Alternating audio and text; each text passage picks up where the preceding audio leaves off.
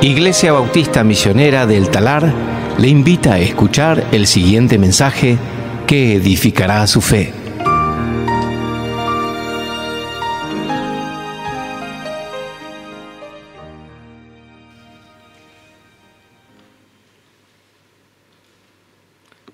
Vamos a abrir nuestras Biblias a Lucas capítulo 8. Lucas capítulo 8, y vamos a hacer exactamente lo que estábamos cantando.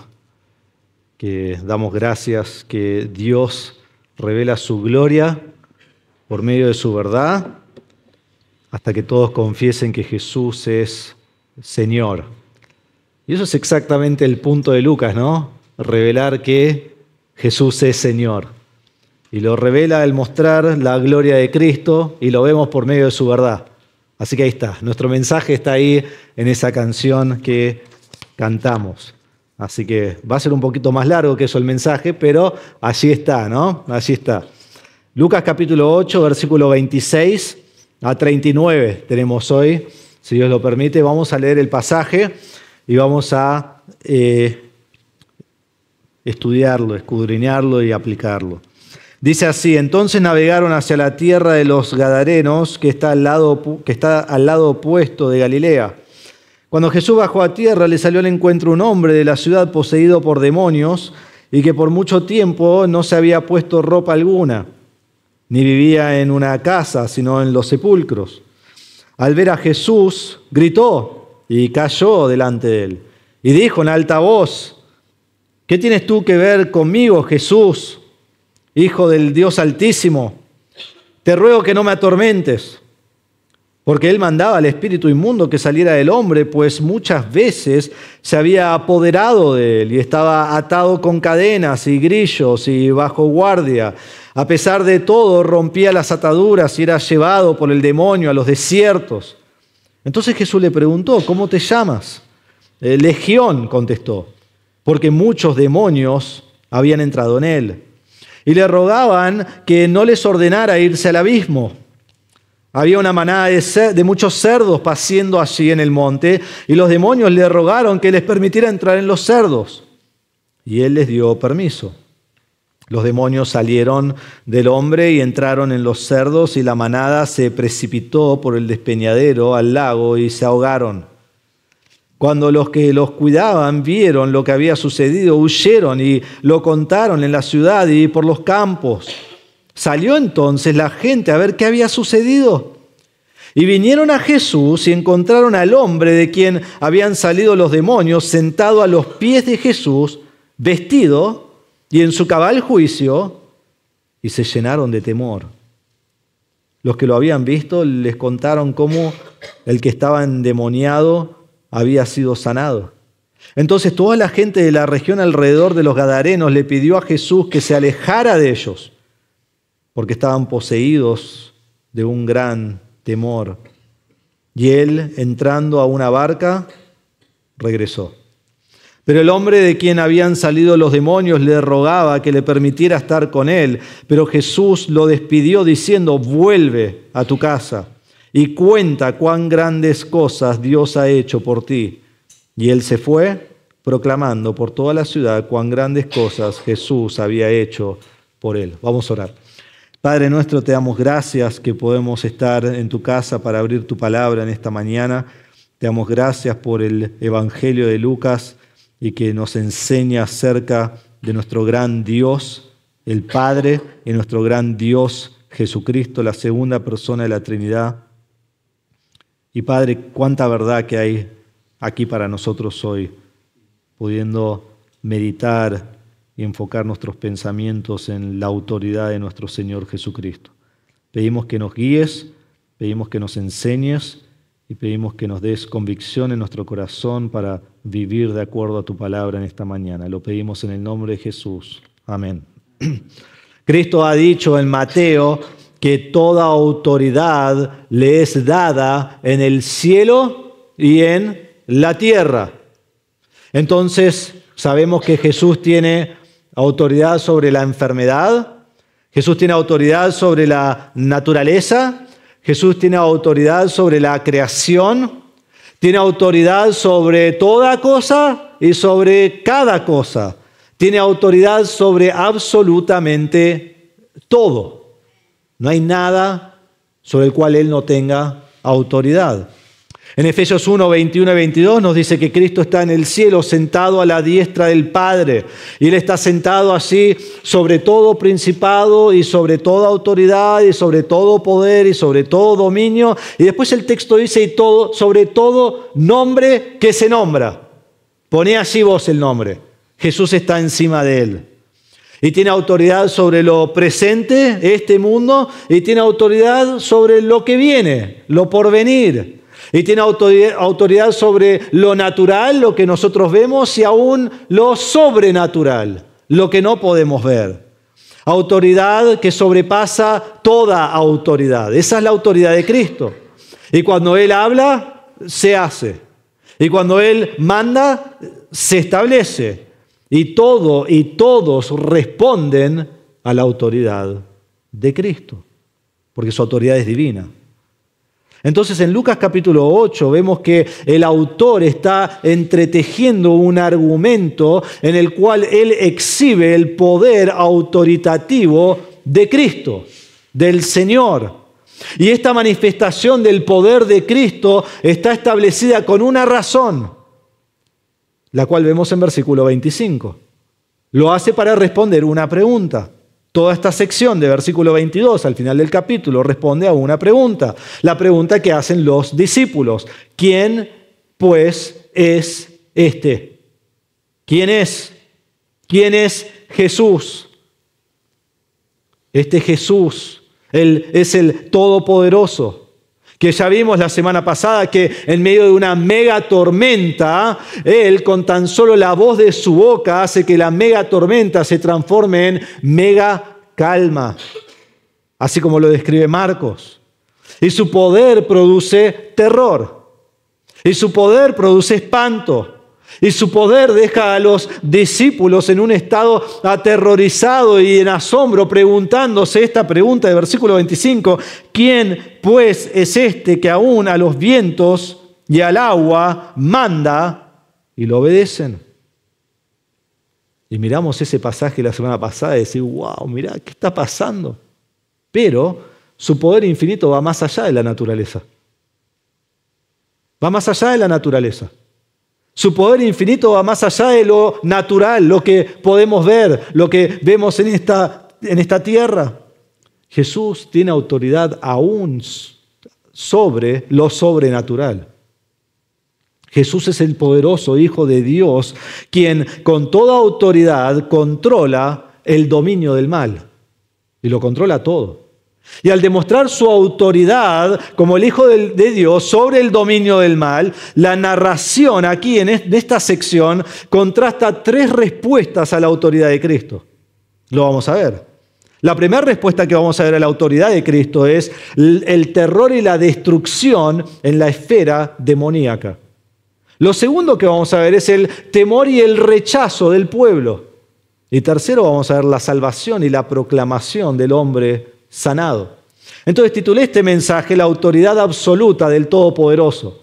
Es difícil venir cada semana con un título nuevo donde solo habla del poder increíble que tiene Jesús y ya no sabés cómo ponerle un título, pero aquí habla mucho de su autoridad en su poder. Entonces vamos a ver la autoridad absoluta del Todopoderoso y vamos a ver tres respuestas a la autoridad todopoderosa de Cristo. La primera respuesta la vemos en versículos 26 al 33. Es el terror y la destrucción en la esfera demoníaca.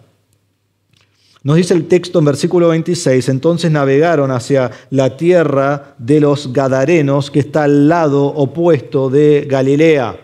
Recuerdan que en temor y en terror y en espanto, luego de ver este poder extraordinario salir de Jesús con tan solo hablar a la naturaleza, el viento y el mar instantáneamente se calma y los discípulos están preguntándose quién es Jesús y mientras todo esto está ocurriendo, llegan a la tierra de los Gadarenos. Y hay bastante debate sobre la tierra de los Gadarenos. ¿Estoy puesto? Ahí está. Acá tenemos la tierra de Israel en el norte. Allí está el mar de Galilea. El norte del mar de Galilea está Capernaum. Y la mayoría de nuestros textos en español, la que usamos aquí, la Reina Valera también y otros más, traducen aquí en versículo 26 los Gadarenos, ¿sí? Ahora, si vos tenés una nueva traducción viviente, si vos tenés una nueva versión internacional, traducen los Gerasenos. Y en el texto original griego, en realidad esto es lo que se llama una variante textual y hay tres posibilidades del lugar que este puede ser. Tanto los Gadarenos como los Gerasenos como los Gergesenos.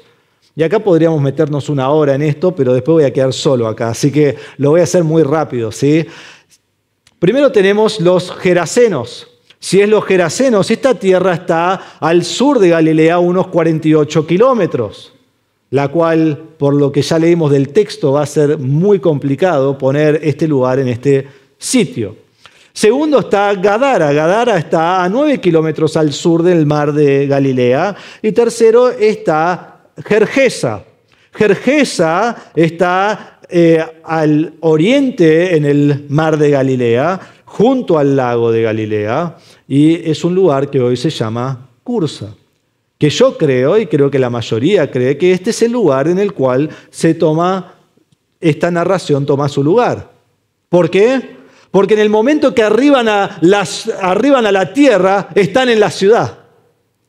En versículo 26 nos dice eso. Y en versículo 33 dice que los cerdos se precipitan sobre el monte. ¿A dónde caen? Al agua, al lago, al mar de Galilea. En los otros lugares no hay un lago para que caigan. En el versículo 37 nos dice que Jesús se va de allí. ¿Y qué hace? Entrando en una barca, se fue, no caminó 40 kilómetros para irse. Se sube a la barca. Entonces lo más probable es que este lugar aquí es Gergesa, a donde ellos van. Ahora, cuando leo el texto voy a leer Gadarenos, pues no me voy a confundir, vos te vas a confundir, pero lo más probable es que es Gergesa, el lugar a donde ellos llegan, del otro lado de Galilea, un lugar gentil.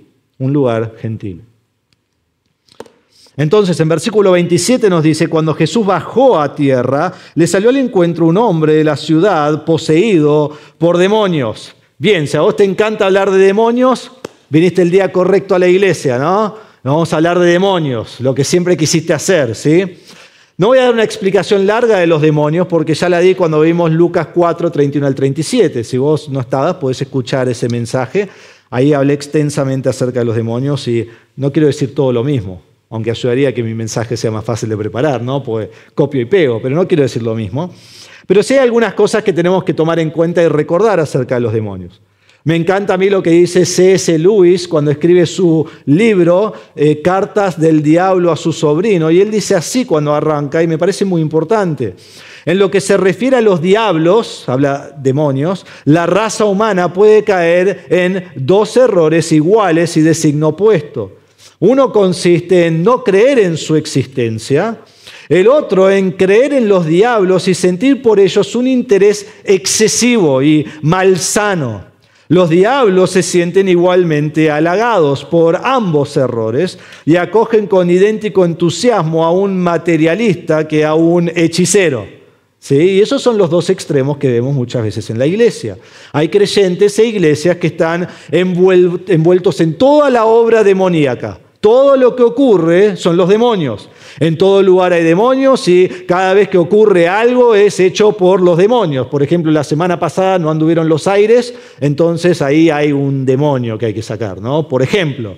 Y cada creyente que peca y cada creyente que hace algo es porque tiene un demonio, es por culpa de un demonio. Entonces continuamente esos creyentes, esas iglesias están expulsando demonios, que yo diría como si tuvieran el poder para hacerlo. Y practican exorcismo y van a lugares acá, allá, expulsando demonios en el nombre de Jesús. Y lamentablemente los demonios les responden como en Hechos 18. A Pablo conocemos, a Jesús conocemos, pero vos ¿quién sos? Y entonces vemos eso que no es sano para el creyente. Porque la Biblia no enseña nada de eso. No enseña que vos pecás porque tenés un demonio. Y no dice que vos tenés poder sobre los demonios para echar fuera a los demonios. Y uno dice, pero Marcos 16, 17 dice, los que creen van a seguir estas señales. Sí, pero si mirás unos versículos antes vas a ver que Jesús está hablando a los discípulos que no creyeron y no creyeron y no creyeron y no creyeron. Y dijo, pero si creen, van a tener este poder. Y Jesús le dio ese poder a ellos, no a vos, no a mí. ¿Sí? Entonces, tener un entusiasmo excesivo sobre los demonios está mal, porque Dios no nos da eso. Y en las epístolas a la iglesia no hay ni una indicación de qué hacer con los endemoniados. Nunca, de cómo echarlos fuera ni nada de eso. No hay instrucción para nosotros. Por otro lado, pues uno dice, a veces el pastor no cree en demonios. Sí, los demonios son muy verdaderos.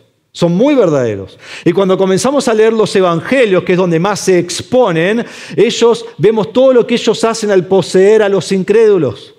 Y ellos tratan a los incrédulos con violencia, con convulsiones, con gritos que si los escucháramos traería mucho terror, fuerza sobrehumana, como lo que vemos en nuestro texto hoy, desnudez.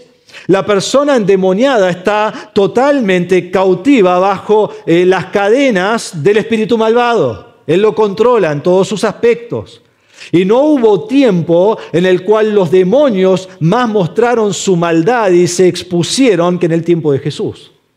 Ni antes en el Antiguo Testamento, que no se mencionan, ni ahora, aunque hay demonios, no se manifiestan como se manifestaban en este tiempo.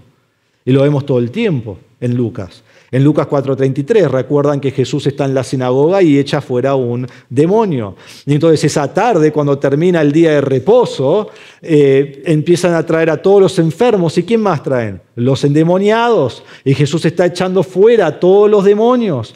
Y después en capítulo 6:18 vienen a oír a Jesús y a ser sanados de sus enfermedades y a que eche sus demonios. Y después en 7:21 Jesús comienza a sanar personas y a echar espíritus inmundos. Y en Hechos capítulo 8, versículo 2 vemos que María Magdalena tenía 7 demonios y Jesús echó esos demonios. Y en capítulo 9, 38 y 39 vemos un joven que está teniendo convulsiones por los demonios y Jesús lo echa fuera. Y en 11:14 vemos uno mudo que tiene demonios y Dios los echa fuera. Y vemos en 13:10 al 12 que una mujer está encorvada y está enferma por causa de un espíritu inmundo y Jesús viene y lo echa fuera. Entonces vez tras vez tenemos un montón de demonios y Jesús los está echando fuera.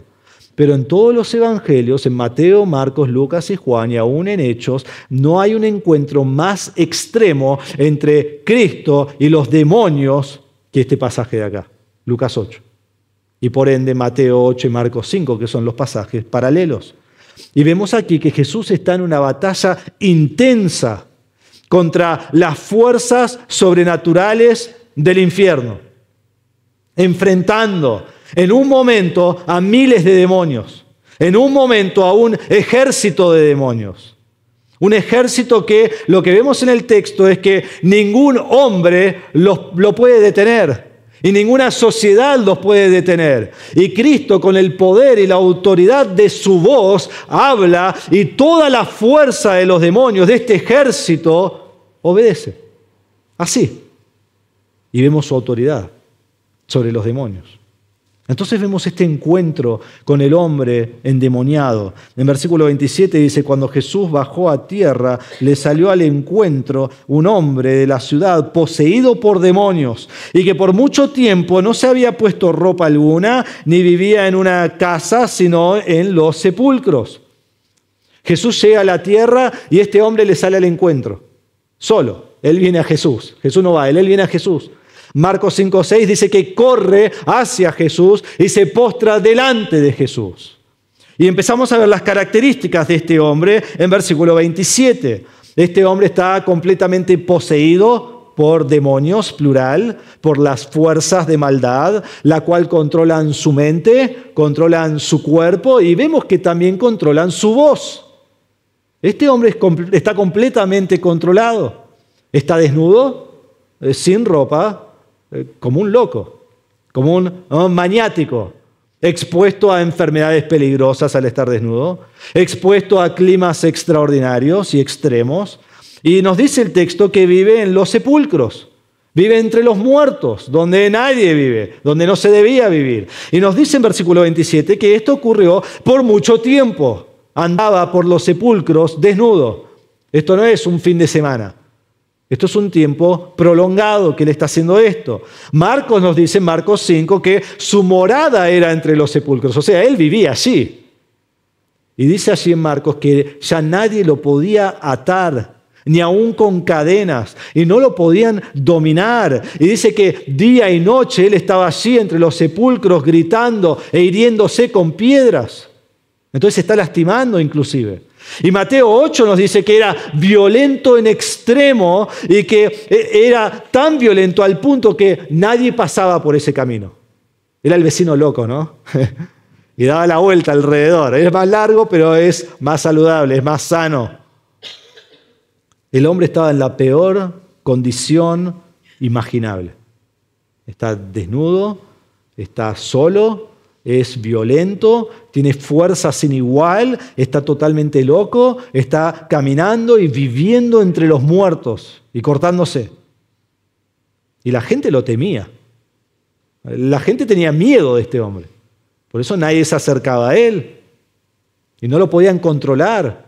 Y no lo podían atar. Y no se podían acercar. Era el maniático de la sociedad y estaba apartado de la sociedad. Nadie pasaba por esa zona por el hecho de encontrarse con él. ¿Y qué le puede hacer? Era demente y peligroso. Entonces en versículo 28, este hombre ve a Jesús, dice, al ver a Jesús, gritó y cayó delante de él y dijo en alta voz, ¿qué tienes tú que ver conmigo, Jesús, Hijo del Dios Altísimo? Te ruego que no me atormentes. Ve a el demonio, ve a Jesús y comienza a gritar. Tal como el endemoniado en la sinagoga de Capernaum, ¿recuerdan? En 4:33 creo que era, que empieza a gritar. Y dice que gritando ante Jesús, cae ante Jesús, no en adoración, sino bajo la autoridad y el mando de Cristo. Y dice con gran voz, y acá Lucas continúa esta palabra de mega, esta mega voz, con una voz fuerte, con una voz aterradora, comienza a gritar, con una voz prepotente, quizás que llenaría a todos de terror, ¿no? Si la escuchan. Pero aunque es una voz fuerte y aterradora, también es una voz que muestra el terror del demonio. Y él está gritando sabiendo exactamente quién es Jesús. Y le dice allí en el texto, literalmente dice, ¿qué entre tú y yo? ¿Qué tenemos que ver nosotros dos? ¿Qué tenemos tú que ver con nosotros? Déjame solo. O déjanos solo, déjanos en paz. Y el demonio lo identifica. ¿Qué tenemos que ver nosotros contigo, Jesús, Hijo del Altísimo? ¿Recuerdan la pregunta de los discípulos? ¿Quién es este? Los demonios saben. Los demonios saben quién es. Los demonios saben exactamente quién es. Jesús es Dios. Jesús es el Hijo del Dios Altísimo. Una frase que se usa en Lucas 1:32. Donde el ángel Gabriel le dice a María, este será llamado Hijo del Altísimo. Ellos saben el nombre de Cristo. Ellos saben el nombre de Dios. Ellos saben exactamente quién es Él. No hay duda que los demonios creen en Dios y Santiago nos dice y tiemblan. Y tiemblan. Entonces este demonio singular que toma la voz y el lugar de todos los demonios para hablar dice, te ruego que no me atormentes. Le ruega al Señor. Y noten esto porque el ruego domina la sección y por eso vemos la autoridad absoluta de Cristo. Porque al final del versículo 28 dice, te ruego que no me atormentes. Y al principio del versículo 31, los demonios dicen, le rogaban que no les ordenara ir al abismo. Y a la mitad del 32 dice, y los demonios le rogaron que les permitiera entrar en los cerdos. Y en versículo 36, el pueblo, dice, los que lo habían visto, les contaron como el que estaba endemoniado, 37, perdón. Entonces toda la gente de la región alrededor de los Gadarenos le pidió, algunas traducciones dicen, le rogó a Jesús que se alejara de ellos. Y 38, el hombre endemoniado que fue sanado, dice, pero el hombre de quien habían salido los demonios le rogaba que le permitiera. Entonces, en las tres respuestas vemos ruegos. Todos le están rogando a Cristo algo porque es solo Cristo que tiene toda la autoridad. Y aquí el demonio dice, te ruego que no me atormentes. Y este ruego es un verbo presente que está implorando y pidiendo y rogando delante del Señor, por favor, en terror. Y le dice, por favor, no me atormentes. En Mateo 8:29, el autor lo escribe de otra manera. Dice el demonio, ¿has venido aquí para atormentarnos antes de tiempo? Así como los demonios saben quién es Jesús, los demonios saben cuál es su fin. Los demonios saben que van al infierno. Los demonios saben que Cristo no murió por ellos. Ellos no tienen oportunidad de ser salvos, ya están condenados a la muerte eterna. Pero aún así quieren seguir estando acá, quieren seguir atormentando a otros. Y tiemblan, podés sentir el terror en la voz de este demonio, pero ellos saben cómo termina. En Mateo 25:41 Jesús dice, entonces dirá también a los de su izquierda, apártense de mí, malditos, al fuego eterno que ha sido preparado para el diablo y sus ángeles. Y Apocalipsis 20:10, al final de los tiempos, dice, y el diablo que los engañaba fue arrojado al lago de fuego y azufre, donde también están la bestia y el falso profeta, y serán atormentados día y noche por los siglos de los siglos. Al final de todos los tiempos, todos los demonios serán condenados por la eternidad, y ellos tiemblan, y ellos tienen terror de ese momento. Y aquí este demonio cae ante Jesús, y él le ruega, dice, todavía no, esperá. Que no sea el momento, te ruego. No nos atormentes. No nos envíes al tormento eterno. Le rogó al Señor Jesucristo, porque el versículo 29 dice que Él había comenzado a mandar al Espíritu que saliera del hombre inmundo. Ahora en versículo 29... vemos que el demonio se acerca a Jesús, el demonio habla con Jesús, pero Jesús todavía no responde porque Lucas quiere dar un clímax más fuerte a lo que está por suceder. Entonces para un poco la narración y nos cuenta un poco más acerca de este demonio. Y la situación es peor de lo que nos imaginábamos. Miren a la mitad de 29, dice, pues muchas veces se había apoderado de él, el demonio se había apoderado de él. Quizá vamos a ver que son muchos demonios. Y estaba atado con cadenas y grillos y bajo guardia. A pesar de todo, rompía las ataduras y era llevado por el demonio a los desiertos. Es muy interesante, primero que nada, que el hombre endemoniado no era siempre poseído por este demonio. ¿Ven que dice allí, pues muchas veces se había apoderado de él? Que muestra que hay veces que no estaba apoderándose de él. Y creo que estos son los momentos en los cuales lo ataban y lo ponían bajo guardia. Y el pueblo lo aislaba y lo ponía allí para no lidiar con él. Y nos dice el texto que lo ataban con cadenas y con grillos. Ahora no sean muy argentinos con esto, ¿no? No pusieron una cantidad de grillos alrededor como a la noche cuando no puedes dormir porque los grillos están ahí volviéndote loco, ¿no? No era así. Sí, eran cadenas en las manos, en los pies, grandes, fuertes, que se ponía prisioneros, que un hombre normal o un hombre fuerte no puede escapar de eso, de esas cadenas. Y el pueblo tenía tanto miedo de este hombre que así lo dejaron atado y aislado de la sociedad y lo pusieron bajo guardia. O sea, tenemos los más fuertes, ¿no? Los más robustos que lo van a cuidar.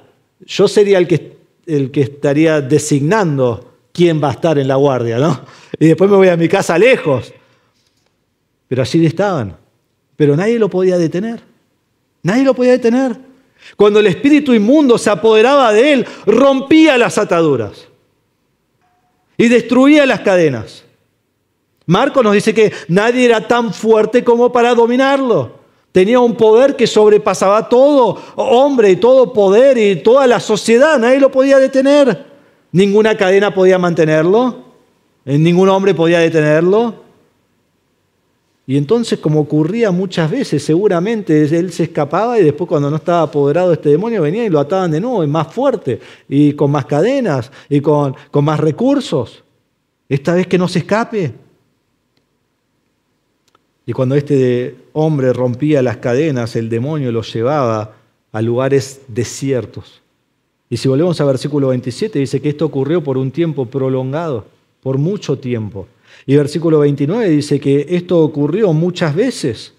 Muchas veces se apoderó de él. Esto no pasó una sola vez. Esto pasó vez tras vez tras vez. La sociedad no sabe qué hacer con este hombre que es endemoniado y con la fuerza que él tiene. Y las acciones que muestra Lucas acá son continuas. Es un ciclo que ocurre una y otra vez. Vez tras vez lo ataban, vez tras vez rompía las cadenas. Y después lo ataban de nuevo y las rompía de nuevo. Y este hombre sufría gran tormento. Y nadie era tan fuerte para dominarlo, dice Marcos. Y Mateo dice que nadie pasaba por aquel camino. Todos tenían miedo de este hombre. Y Mateo nos dice que eran 2 endemoniados. Aquí Lucas solo se enfoca en uno. Pero nadie pasaba por ahí. Entonces, con esto en mente, versículo 30 dice, entonces Jesús le preguntó, ¿cómo te llamas? Legión, contestó, porque muchos demonios habían entrado en él. Jesús le pregunta su nombre y uno de los demonios contesta, el que ha tomado control de la voz de este hombre, y le dice, Legión.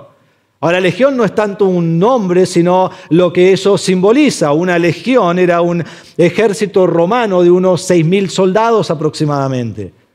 Ahora, esto no significa que era poseído por 6.000 demonios, pero sí seguramente por miles de demonios. Porque sabemos que en Marcos 5:13, cuando los demonios entran a los cerdos, dice que 2.000 cerdos se precipitaron y cayeron al agua. 2.000 cerdos. Entonces seguramente este hombre tenía miles de demonios que lo poseían. Pero esto no habla tan solo del número, sino de la visión de un ejército que ocupa un lugar y destruye y trae terror y destrucción y crueldad. Un ejército de demonios poseyendo a este hombre, invadiendo a este hombre. Y volvemos anteriormente al texto y decimos, con razón que el hombre tenía tanta fuerza. Este hombre es poseído por miles de demonios. Los demonios tienen fuerza, fuerza sin igual, más fuerza que cualquier ser humano y que sociedades, por lo que vemos acá. El ejército del diablo es un ejército de terror y de muerte, y la condición de este hombre era infinitamente peor que la de María Magdalena en capítulo 8, versículo 2, que tenía 7 demonios. Dominado por miles de demonios, nadie se asemejaba a la fuerza de su poder, que literalmente rompía las cadenas, vez tras vez tras vez. Pero miren versículo 31. Y le rogaban que no les ordenara ir al abismo. El poder sin par de estos demonios tan solo podían rogar a Jesús. Increíble, ¿no? Increíble. ¿Por qué? Porque Cristo tiene todo poder. Porque Cristo tiene toda autoridad. Y el demonio, aunque extremadamente poderoso, y este ejército de demonios que tiene mucha más fuerza que cualquier ejército y cualquier poder del hombre, es limitado. Pero Cristo tiene poder ilimitado. Cristo tiene autoridad absoluta. Y al ver a Jesús, estos demonios poderosos solo caen ante Él con gritos y ruegos, pidiendo, por favor, no nos atormentes, no nos envíes al abismo. Y ruegan por la súplica, ruegan con súplica al Señor, sabiendo que Jesús los controlaba y que ellos no pueden hacer nada por sí mismos y ellos ruegan por otro castigo. O sea, están rogando por un castigo diferente al que saben que Jesús le va a dar. Rogaron en versículo 28 que no los atormente. Ruegan ahora que no los mande al abismo. Por favor, Señor, no nos envíes al abismo. Y uno dice, bueno, ¿qué es el abismo? ¿De qué está hablando? ¿Qué es el abismo? Bueno, en Romanos 10:7 nos dice Pablo que el abismo es el lugar de los muertos. Es llamado en Apocalipsis 9, vayan conmigo a Apocalipsis 9, es llamado ahí en Apocalipsis 9 el pozo del abismo.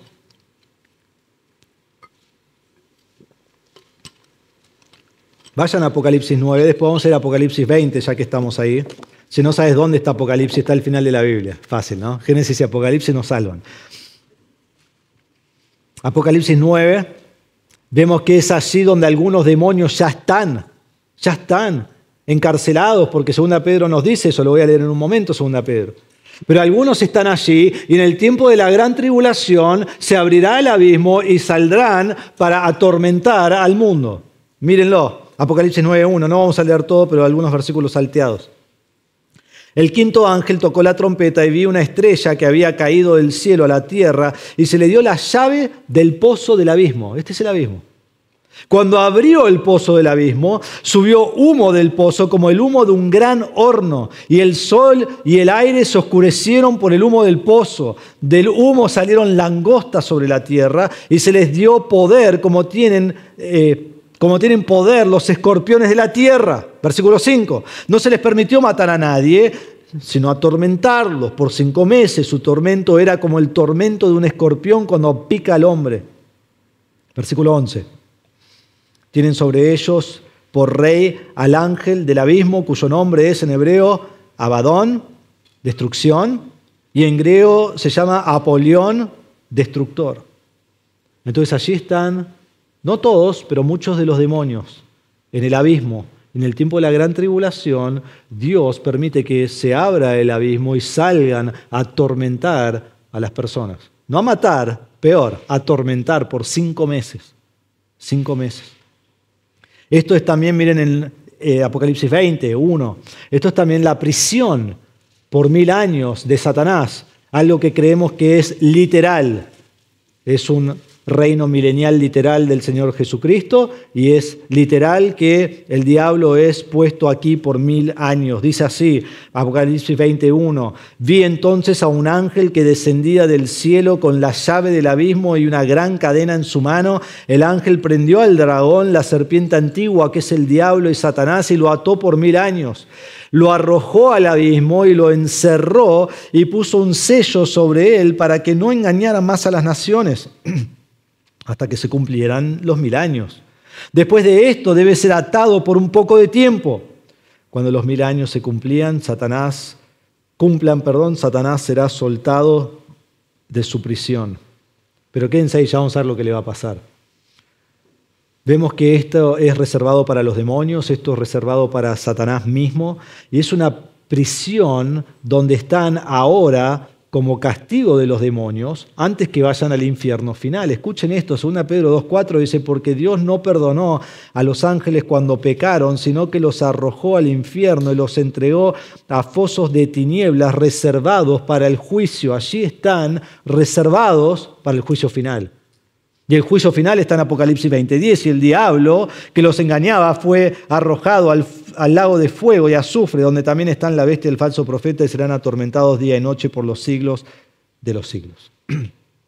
Este es el abismo, un lugar de prisión para los demonios, reservado antes de que vayan a el infierno eterno. Y estos demonios están aterrados y ruegan, por favor, no nos mandes ahora, no nos aprisiones ahora. Ruegan por otra salida. Y en ese momento, versículo 32, había una manada de muchos cerdos, estos pobres cerdos, ¿no? O se les comen o se les meten demonios, pero el cerdo siempre padece. Paciendo allí en el monte, los demonios le rogaron que les permitiera entrar en los cerdos. Entonces ahora ruegan de esta manera. Y Marcos nos dice que eran 2000 cerdos, ¿sí? Una extraordinaria cantidad de cerdos, cerdos incontables. Y dice que rogaron otra vez en versículo 32, rogaron que puedan entrar en los cerdos. Entonces en versículo 31 tenemos un ruego que le están diciendo, por favor, no nos mandes al abismo, no queremos ir ahí, todavía no. Y de repente ven a los cerdos y dicen, vayamos ahí, déjanos entrar ahí. Y le ruegan que dejen entrar ellos a los cerdos. Y la autoridad de Cristo no solo los tira al piso con ruego, pero espero que hayan captado una palabra acá. Dice, los demonios les rogaron que les permitiera. Que les permitiera. ¿Ven allí que los demonios no pueden hacer nada sin el permiso de Dios? No pueden hacer nada. Cristo les debía permitir entrar en los cerdos. Ellos no podían salir del hombre y entrar ahí, no podían. Dios se lo tenía que permitir. Y entonces es lo que Dios hace. Jesús les permite en versículo 33 o 32, y Él les dio permiso. Solo en ese momento van allí. Los demonios salieron del hombre y entraron en los cerdos, y la manada se precipitó por el despeñadero al lago y se ahogaron. Entran en los cerdos y ahora los cerdos se vuelven locos y con toda su fuerza comienzan a correr y a correr y a correr, y están subiendo esta cumbre y están corriendo como una estampida de manera maniática, y cuando llegan a donde termina la cumbre siguen corriendo y se caen. Y caen al lago, caen al mar de Galilea y se mueren, se ahogan.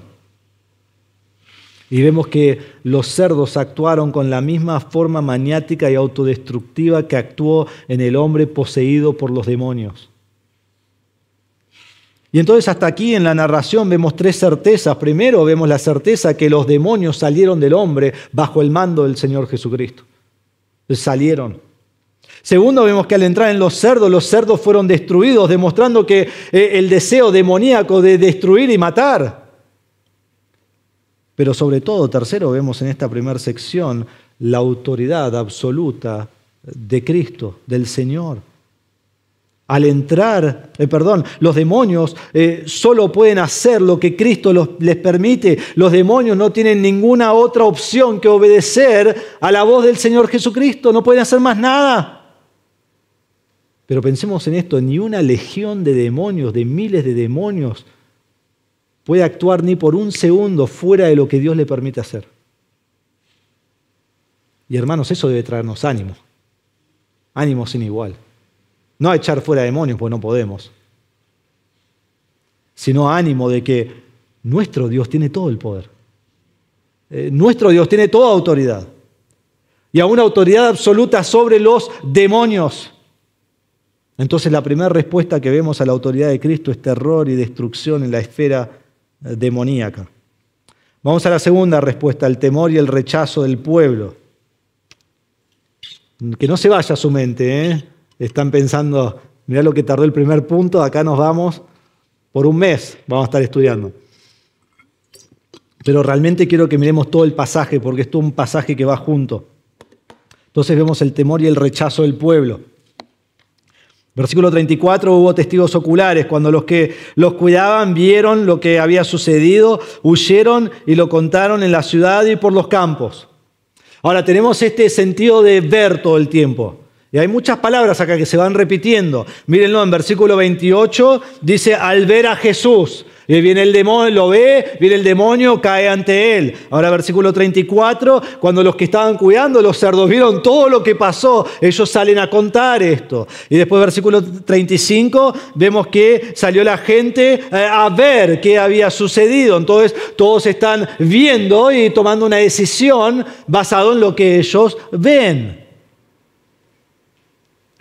Entonces estos que están cuidando los cerdos vieron todo este enfrentamiento, vieron que está este hombre maniático, que todos tienen miedo, eso están con los cerdos un poquito más lejos, y después ven que de repente el hombre está bien, y de repente toda la manada de cerdos se vuelve loca, y se precipitan y se ahogan, y ahí quedan los que cuidan a los cerdos, y ellos dicen, ¿qué pasó? Vamos a contarle a todos. Y salen por todas las ciudades, y salen por todos los campos, y empiezan a contar lo que vieron. Y claro, entonces toda la gente vino. Toda la gente quería ver lo que sucedió. Y versículo 35 dice, salió entonces la gente a ver qué había sucedido y vinieron a Jesús y encontraron al hombre de quien habían salido los demonios sentado a los pies de Jesús, vestido y en su cabal juicio. ¿Qué vio el pueblo al llegar a este sitio? Vieron algo inesperado. Ellos vieron un cambio innegable. Ellos vieron una situación inexplicable. ¿Cómo podía ser? El hombre violento, el hombre que gritaba, el hombre que se hería con piedras, que rompía cadenas, que iba al desierto solo como un maniático, que no podían apresar, que no podían cuidar, que no podían vigilar, y está sentado a los pies de Jesús. Está sentado a los pies de Jesús. Lejos de las tumbas, lejos del lugar de los muertos, sentado junto al dador de la vida. Increíble. El texto nos dice que ya no estaba desnudo, ahora está vestido. Ya no estaba gritando como un loco, ahora está en su cabal juicio, está calmado, está en paz, tiene consuelo experimentando la sanidad de la obra de Dios. Allí sentado junto a Jesús. Y hermanos, cuando vemos esto, ¿no es un cuadro perfecto de la salvación? ¿No es un cuadro perfecto de la salvación? De lo que éramos nosotros antes, del pecador quizás violento y borracho y drogadicto y engañoso y mentiroso y calumniador y blasfemo y asesino y lo que vos quieras poner en esa línea. Todo lo que éramos sin Cristo. Y Dios nos salva en su gesed, en su amor inigualable, su misericordia. Y cuando Él nos salva hay un cambio innegable en nuestra vida. La marca de la salvación es el cambio que produce en nuestra vida. Y ahora el que era todas esas cosas, ahora tiene paz. Y ahora habla la verdad. Y ahora ayuda a los demás. Y ahora cambió su mente y cambió su corazón y su hablar cambia y sus acciones cambian. Y todo lo que hace cambia y ahora está vestido de la justicia de Cristo y está sentado a los pies de Cristo y es controlado por el Espíritu y demuestra amor y gozo y paz y paciencia y dignidad. ¿Por qué? Porque Cristo puede tomar a cualquier persona de cualquier situación y darle vida nueva. Y esto te incluye a vos. Y esto me incluye a mí. Entonces, ¿por qué no venís al Señor? No importa el estado corrupto de tu vida. No importa la ruina en la cual estás metido. No importa lo que hayas hecho. No importa lo que hayas cometido. No importa. Dice, no, pero yo tampoco importa. No importa el pecado de tu vida.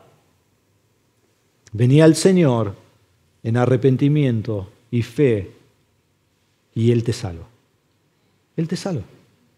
Es lo que promete. No importa lo que hiciste. ¿Qué vio el pueblo? Un hombre completamente librado de la esclavitud de demonios. Pero ¿cómo respondió el pueblo? Pensarías que se regocijarían. Pensarías que el gozo poseería a todos los habitantes de la tierra. Que habría gran fiesta por la salvación de este hombre. Qué lindo. Pensarías que traerían a todos sus enfermos, como hicieron en Capernaum, ¿no? Esa tarde que vinieron a Jesús y van a buscar al enfermo, al endemoniado, a todas las personas con todas estas cosas y lo traemos a Jesús y Jesús lo sana y Jesús expulsa demonios y qué grande que es Jesús. Pero no. Y se llenaron de temor, dice el texto. Terror infundió su ser, tenían miedo de Jesús. Seguramente preguntándose cómo puede ser que éste tenga tanto poder para librar a ese maniático. ¿Cómo puede ser? ¿Quién es este que tiene tanta autoridad? Y se llenaron de temor. Se llenaron de temor. ¿Por qué? Porque, hermanos, ver nunca es creer. Ver no es creer. Ellos vieron a este hombre endemoniado y ahora lo ven en su cabal juicio y no creen y se llenan de temor. Ver no es creer. Y aparte de ver, en versículo 36 nos dice que los que habían visto les contaron cómo él estaba endemoniado, cómo el que estaba endemoniado había sido sanado. Entonces, ellos saben cómo estaba el endemoniado, ellos saben cómo está ahora, y estos que lo llamaron dicen, pero déjame contarte cómo fue. Entonces lo ven, lo escuchan, igual no creen. Y aquí dice cómo había sido sanado. Esta palabra sanado es sozo, que también se traduce salvado. Y creo que de alguna manera increíble Lucas usa una palabra para hablar tanto de su sanidad física como su sanidad espiritual, su salvación, que lo hace más claro el versículo 38 y 39 en un momento. El hombre que fue poseído por miles de demonios, Cristo lo sanó. ¿Y qué hizo el pueblo? Sabemos lo que vieron, sabemos cómo respondieron. Ahora miren su acción. 37, entonces toda la gente de la región alrededor de los Gadarenos le pidió a Jesús que se alejara de ellos, porque estaban poseídos de un gran temor. Le pidieron que se vaya. Jesús, andate. Por favor, andate. No te queremos acá. El temor se había apoderado de ellos y no querían que Jesús estuviera cerca. Prefirieron la oscuridad antes que la luz. Prefirieron al maniático antes que al sano. Prefirieron las tinieblas demoníacas antes que el brillo del Dios santo. Y le ruegan, Jesús, andate. No te queremos.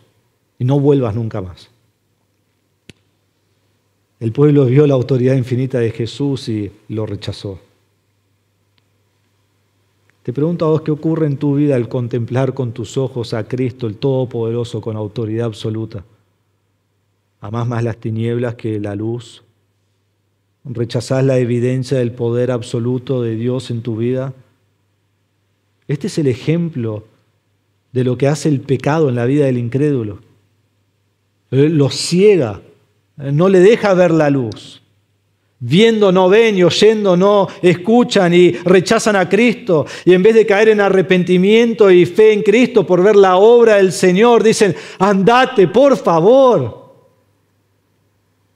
Y nosotros a veces decimos, si tan solo tal y tal pudiera ver la obra maravillosa de Cristo, si tan solo pudiera ser sanado una enfermedad o sacado de este problema y Dios hiciera esto, Él creería. No, Él rechazaría.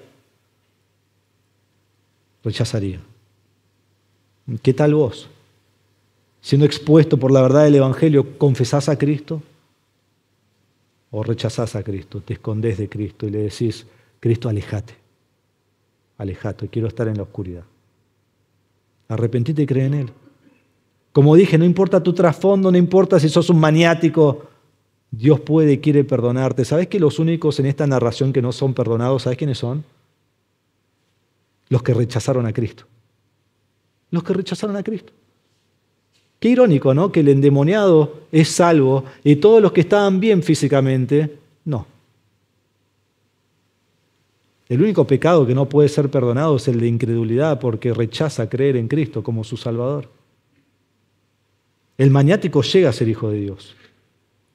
Entonces, ¿por qué no venís vos con tu trasfondo de pecado?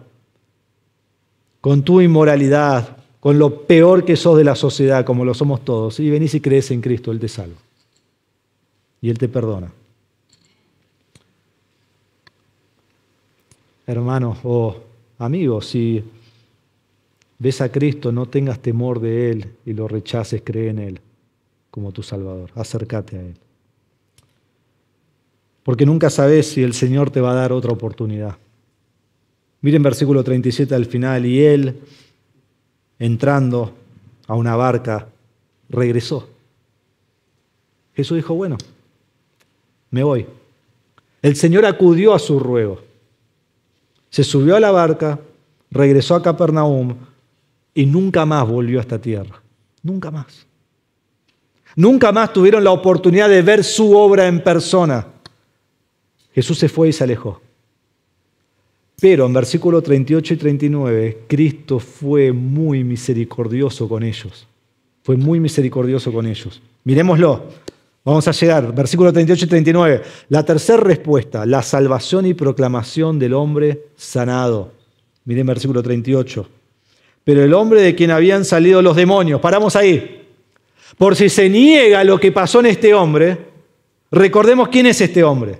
Versículo 27, poseído por demonios. Versículo 30, muchos demonios estaban en él. Versículo 33, los demonios salieron de él. Este hombre llegó a ser conocido por esta frase, ¿no? Ya el resto de su vida, ese es el que le salieron todos los demonios. Versículo 35, miren lo que dice. Salió entonces la gente a ver qué había sucedido, vinieron a Jesús y encontraron al hombre de quien habían salido los demonios. Versículo 36, los que lo habían visto les contaron cómo el que estaba endemoniado había sido sanado. Versículo 38, pero el hombre de quien habían salido los demonios. Wow, como 6 veces lo dice. Este hombre estaba endemoniado y Dios hizo una gran obra en su vida. Pero en versículos 38 y 39 vemos una obra mayor que la de echar fuera demonios. Mírenlo. Dice que le rogaba que le permitiera estar con él. Le ruega, le pide, le implora de manera reiterada: por favor, Jesús, déjame subir a la barca con vos, quiero ir con vos, voy a Capernaum, voy a donde sea, no me importa nada, quiero seguirte a ti. Y hermano, esa es la marca de la conversión. Cuando Pedro llega a la conversión, él deja todo y sigue a Cristo en Lucas 5, 10 y 11. Cuando Mateo llega a la conversión, él deja todo y sigue a Cristo, Lucas 5, 27 y 28. Dejar todo y seguir a Jesús es la marca del creyente. Miren capítulo 9, versículo 23. Y a todos les decía: si alguien quiere seguirme, niéguese a sí mismo, tome su cruz cada día y sígame. Miren Lucas 14, 26 y 27.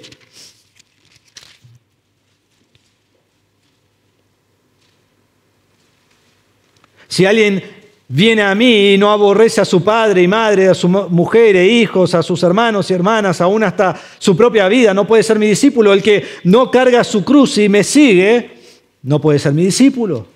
Lucas 18, 28 al 30, dice así. Y Pedro dijo: nosotros hemos dejado todo y te hemos seguido. Entonces él les contestó: en verdad les digo que no hay nadie que haya dejado casa o mujer o hermanos o padres o hijos por la causa del reino de Dios que no reciba muchas veces en este tiempo y en el siglo venidero la vida eterna. Dejar todo y seguir a Jesús es la marca del discípulo verdadero, del creyente. Y este hombre está dispuesto a dejarlo todo y seguir a Jesús. Es más, le rogó: déjame seguirte. Y versículo 38, pero Jesús lo despidió. Le dijo: no, vos no me vas a seguir. Vos no me vas a seguir. Y si él quiso venir a Jesús, Jesús le dijo que no. No, porque Jesús tiene algo mejor para él. Algo diferente para él. Miren versículo 39. Jesús le dijo: vuelve a tu casa y cuenta cuán grandes cosas Dios ha hecho por ti. No, vos no. Vos volvé a casa. Vos volvé a casa. Vos ya no estás entre los sepulcros. Vos ya no vivís entre los muertos. Volvé a casa y contá las grandes cosas que Dios ha hecho por ti. Son 2 verbos imperativos, mandatos. Volvé y contá todo lo que Dios ha hecho por ti. Y hermano, ¿sabés que esto es lo que Dios demanda de ti? Quizás el Señor no te llame a vos a ser un misionero del otro lado del planeta Tierra.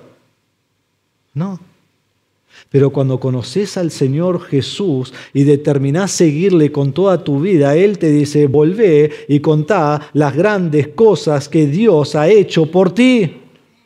Entonces contale a tu familia. Entonces contale a tus padres y tus abuelos que no conocen al Señor, y tus hijos y tus hermanos y tus primos y tus tíos. Todos los tenemos. Contale lo que Dios ha hecho. Anda a tus amigos y contale a tus amigos lo que Dios ha hecho en ti, porque van a ver un cambio innegable. Contale a tus vecinos. Eso es más difícil, ¿no? Porque ahora tengo que vivir diferente con los vecinos, pero contale a tus vecinos, a tus compañeros de la escuela, contale a tus compañeros del trabajo. Ah, pero es muy difícil. Ninguno de ellos va a creer. Ninguno de ellos va a creer. Este hombre debía ser una luz en el lugar que rechazó a Cristo mismo. O sea, Cristo estuvo ahí, Cristo mostró el Evangelio y ellos lo echaron. Y ahora Jesús dice: ahora vos quédate acá y predica el Evangelio. Todo el pueblo, toda la ciudad había venido a ver a Cristo y todo el pueblo rechazó a Cristo. Y es más, en versículo 37 dice que toda la región alrededor de los gadarenos le pidió a Jesús, y es singular eso, le pidieron a una voz. Acá no había ningún debate, todos querían deshacerse de Jesús. Y Jesús le dice, andá y contales lo que Dios ha hecho.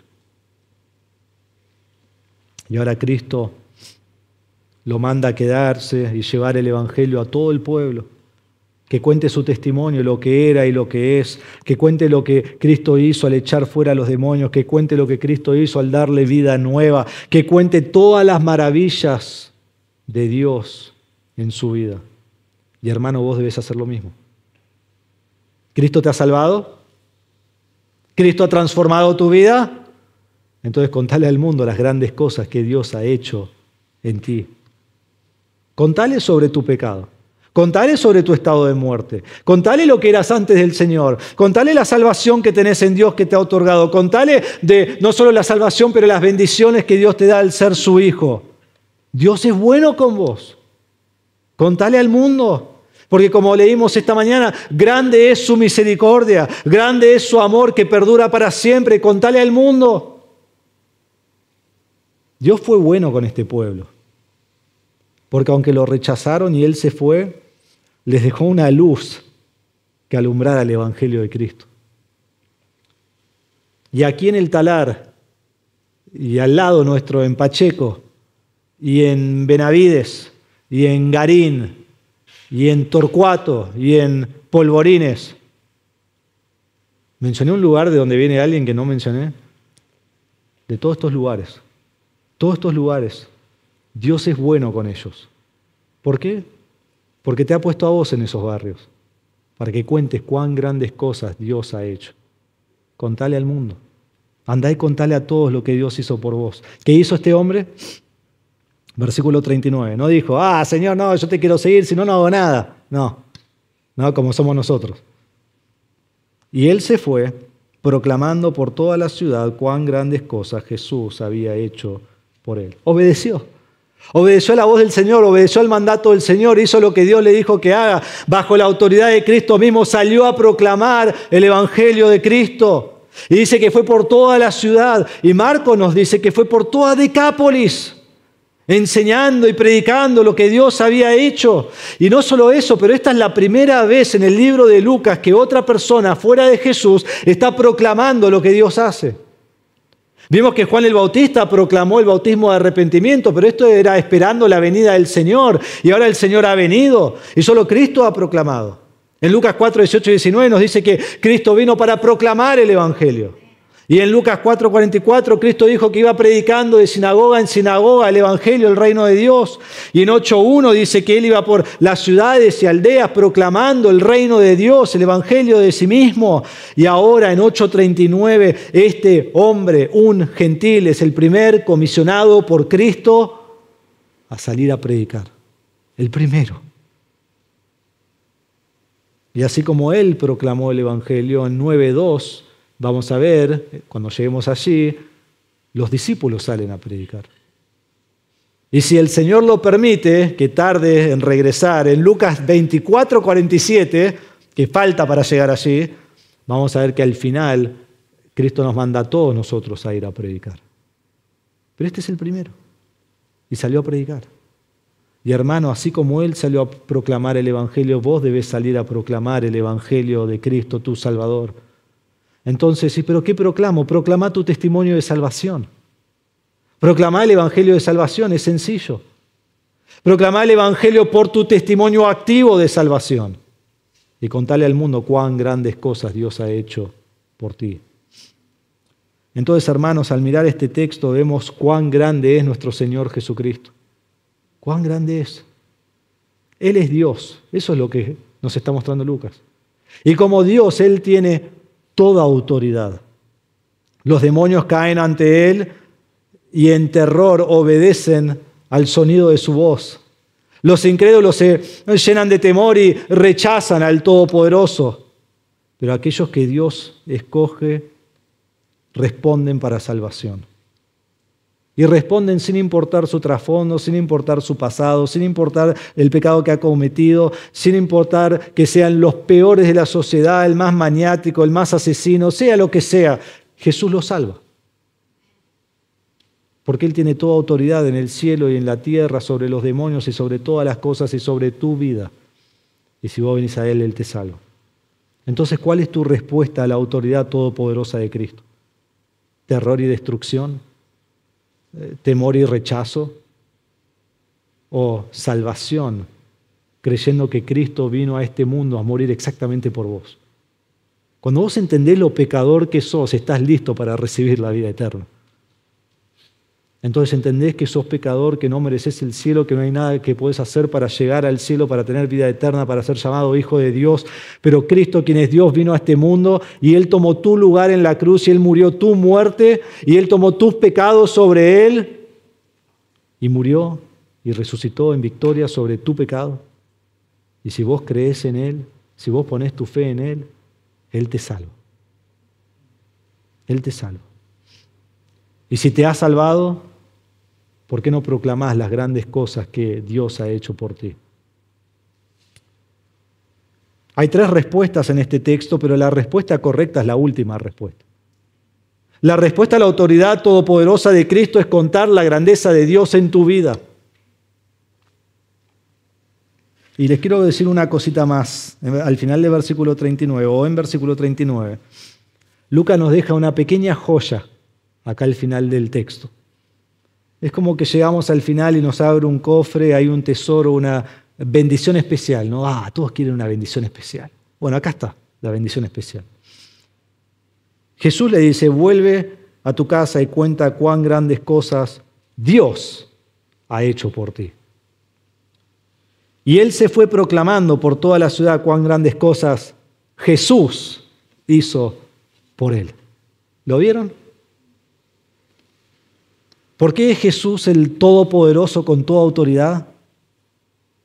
Porque Él es Dios. Porque Él es Dios. Y por si no notamos en toda la sección que Él es Dios, Lucas dice, te lo voy a decir, Jesús es Dios. No olvides esa verdad. Ese es el punto de Lucas. Jesús es Dios. Con todo poder y toda autoridad, es a Él a quien adoramos. Entonces debemos salir al mundo y proclamar al mundo lo que Cristo nuestro Dios ha hecho por nosotros. Oremos. Padre nuestro, te damos gracias por tu palabra en esta mañana. Qué increíble lo que acabamos de leer y estudiar y proclamar. Y primero pensamos en nuestra respuesta. ¿Cuál es nuestra respuesta a este texto? Al que no conoce al Señor, te ruego, Señor, que no sea terror y destrucción, temor y rechazo, sino arrepentimiento y salvación en Cristo y solo en Cristo. Para aquellos que conocen al Señor, que no sea un texto de ahora entiendo lo que hace un demonio, no, que sea un texto de ahora sé lo que tengo que hacer. Tengo que salir y contar lo que Cristo ha hecho en mi vida para salvación, para que otros también conozcan al Salvador. Y Padre, que nos vayamos aquí enfocados en Jesús nuestro Salvador, en Jesús quien es Dios, y a Él le demos toda la gloria y toda la adoración, porque solo Él es digno de recibirlo. Y que este texto exalte a nuestro Señor Jesucristo. ¿Quién pues es este? Él es Dios. A Él sea toda la gloria. Te damos gracias en el nombre de Jesús. Amén.